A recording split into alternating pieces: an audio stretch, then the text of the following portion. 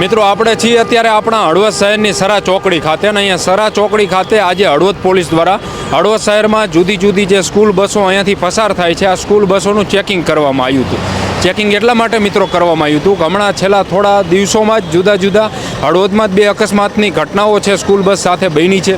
તેની સાથે ગઈકાલે ધાંગધ્રામાં પણ એક ઘટના બની. એ ઘટનામાં તો એક 6 વર્ષના માસૂમ બાળકનું મૃત્યુ પણ થયું. તેની સાથે હળવદમાં આજે જે સ્કૂલ બસનું ચેકિંગ કરવામાં આવ્યું હતું એમાં કેટલી સ્કૂલ બસો જે છે એનો વીમો નહોતો, એનું પાર્સિંગના કોઈ ઠેકાણા નહોતા, પીયુસીના કોઈ ઠેકાણા નહોતા. તેની સાથે સ્કૂલ બસમાં જે કંઈ નિયમો મુજબ સેફટીના સાધનો રાખવા પડે, ફાયર એનઓસી જોઈ, સાથે ફાયરના સાધનો રાખવા પડે, તો આવા જરૂરી જે કંઈ કાગળો છે એ મોટાભાગની સ્કૂલ બસો પાસે હતા નહીં. તેની સાથે પોલીસના જવાનો જ્યારે સ્કૂલ બસના ચાલક સાથે વાત કરતા તેમને કહે કે ભાઈ તમે લાઇસન્સ બતાવો કે જે કંઈ જરૂરી કાગળ, તો એ વળી પાછા ટણીની ભાષામાં વાત કરતા હોય ડ્રાઈવરો પણ કે ભાઈ તમે સ્કૂલ સંચાલકોને પૂછી લો અને એમને તમે એમની સાથે વાત કરી લો. એટલે આ બધી મિત્રો પરિસ્થિતિ છે.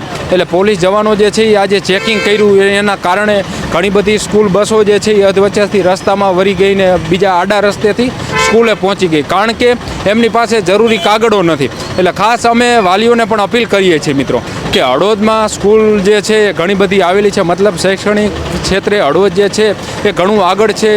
એટલા માટે થઈ અને અહીંયા હળવદની સાથે સાથે આજુબાજુના તાલુકાના નહીં પણ આજુબાજુના જિલ્લાના વિદ્યાર્થીઓ જે છે એ પણ અભ્યાસ અહીંયા કરે છે. ઘણા સ્કૂલમાં જે હોસ્ટેલો છે ત્યાં રહે છે. ગ્રામ્ય વિસ્તારમાં અને શહેરી વિસ્તારમાંથી જે વિદ્યાર્થીઓ મોટાભાગના આવતા હોય તો એ સ્કૂલ બસમાં અપડાઉન કરે છે. જે સ્કૂલ બસમાં અપડાઉન કરે છે મિત્રો તો એ સ્કૂલ બસના જરૂરી કાગળો જ એમની પાસે નથી. તો ખાસ અમે વાલીઓને પણ અપીલ કરીએ છીએ કે તમે તમારા બાળકને જ્યારે સ્કૂલે મોકલો છો તો પછી એ તમારી પણ થોડી ફરજ છે કે તમારા ઘરે જ્યારે સ્કૂલ બસ પહોંચે છે તમારા બાળકને લેવા માટે તો એ સ્કૂલ બસનો જે ચાલક છે એની પાસે લાઇસન્સ છે કે નહીં, તેની સાથે એને દૂરનું દેખાય છે એની પાસે સર્ટિફિકેટ છે કે નહીં. અમે એટલા માટે મિત્રો કહીએ છીએ કે ગઈકાલે ધાંગધ્રામાં એક ઘટના બની. સ્કૂલ બસ જે છે મિત્રો એ સ્કૂલ બસમાંથી બાળક જે છે એ સ્કૂલ બસમાંથી બાંખોરું પડી ગયું અંદરથી અને એના કારણે બાળક હેઠે પડી ગયું, ઝોંટામાં આવી ગયું. 6 વર્ષનું માસૂમ બાળક મૃત્યુ પામ્યું. આટલી બેદરકારી. તેની સાથે થોડા દિવસ પહેલાં હળવદ તાલુકાના દેવીપુર ગામ પાસે પણ એક 47 વિદ્યાર્થીઓ ભરેલી સ્કૂલ બસ છે મિત્રો એ બંધ પડેલા ટ્રકના ઠાંઠામાં ઘૂસી જાય છે. 10 જેટલા વિદ્યાર્થીઓને ઈજાગ્રસ્ત થાય છે. શિક્ષણ અધિકારી જે છે પ્રાથમિક શિક્ષણ અધિકારી ત્યાં પહોંચે છે, તપાસના નામે નાટક કરે છે, મીડિયાને ત્યાં જવા નથી દેતા અને ઉપરથી એમ કહે છે કે ભાઈ અમે કાર્યવાહી કરશું. તમે કંઈ જ કાર્યવાહી નથી કરતા. તમે ત્યારે જ કાર્યવાહી કરશો જ્યારે કોઈ ભૂલકાઓ મૃત્યુ પામશે ત્યારે. તેની સાથે હમણાં 2 દિવસ પહેલાં જે છે એ મિયાણી પાસે એક સ્કૂલ બસ ખાડામાં ઉતરી ગઈ. 34 વિદ્યાર્થીઓ ભરેલા હતા. પલટી મારતા સહેજમાં અટકી મિત્રો. આટલી ઘટનાઓ બને છે. મોટાભાગની જે સ્કૂલ બસના જે ચાલકો છે એની પાસે લાઇસન્સ હોતા નથી. ચોપડે જે લાઇસન્સવાળો ડ્રાઈવર બીજો હોય છે, ખરેખર જે સ્કૂલ બસ હાંકતો હોય એ વ્યક્તિ બીજો હોય છે.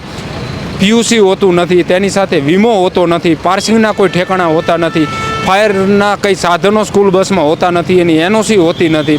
અને તેમ છતાં પણ ઘેટા બકરાની માફક વિદ્યાર્થીઓને સ્કૂલ બસમાં ભરેલા હોય છે. આજે જ્યારે અહીંયા પોલીસે ચેકિંગ કર્યું ત્યારે ઘણું બધું સામે આવ્યું છે અને આ મોટાભાગની જવાબદારી આરટીઓ વિભાગની છે, પરંતુ આરટીઓ વિભાગ સૂતું છે, એને કંઈ પડી નથી.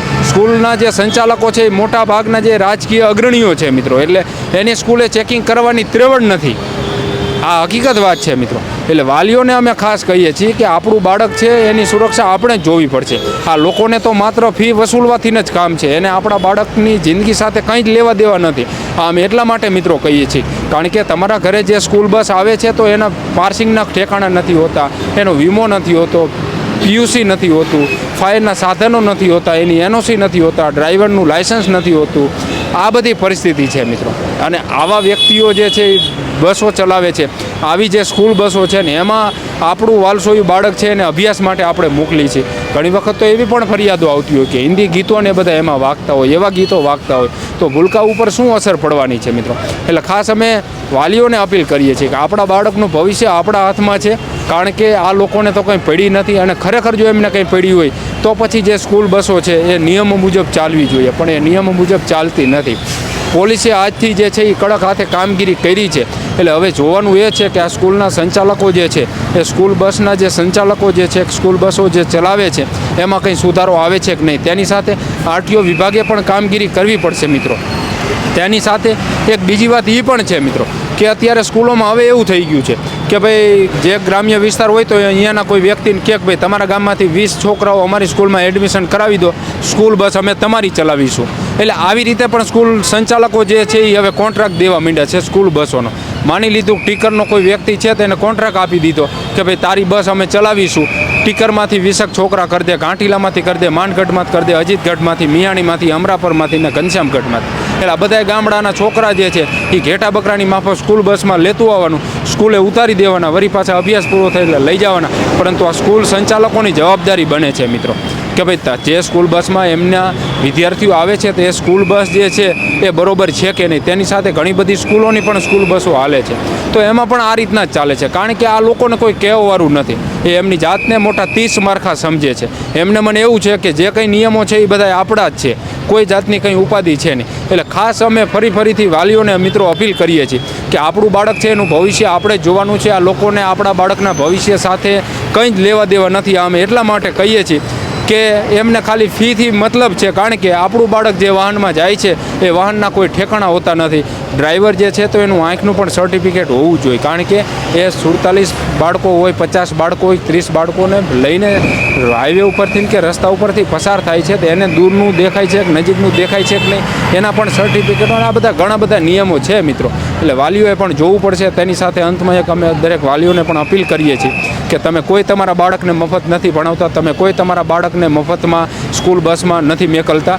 એટલે 5 આદિએ એક વખત સ્કૂલ બસ જે છે તો એના ઉપર ચડીને તમે જોઈજો કે સ્કૂલ બસનું તરિયું બરાબર છે, સીટું બરાબર છે, દરવાજો બરાબર છે, બારી બરાબર છે, અને જે ડ્રાઈવર આવે છે તો એ ડ્રાઈવર બરાબર છે ને, નશો બસો કે આવું તો કંઈ નથી કરતો ને, ફોનમાં વાતું તો નથી કરતો ને. કારણ કે અમે ઘણી વખત જોયેલું છે ફોનમાં જોતા હોય ને ચાલુ બસે અને ફોનમાં વાતો કરતા હોય ને. એટલે આ બધી પરિસ્થિતિ છે. એટલે આપણા બાળકનું ભવિષ્ય આપણે જોવાનું છે.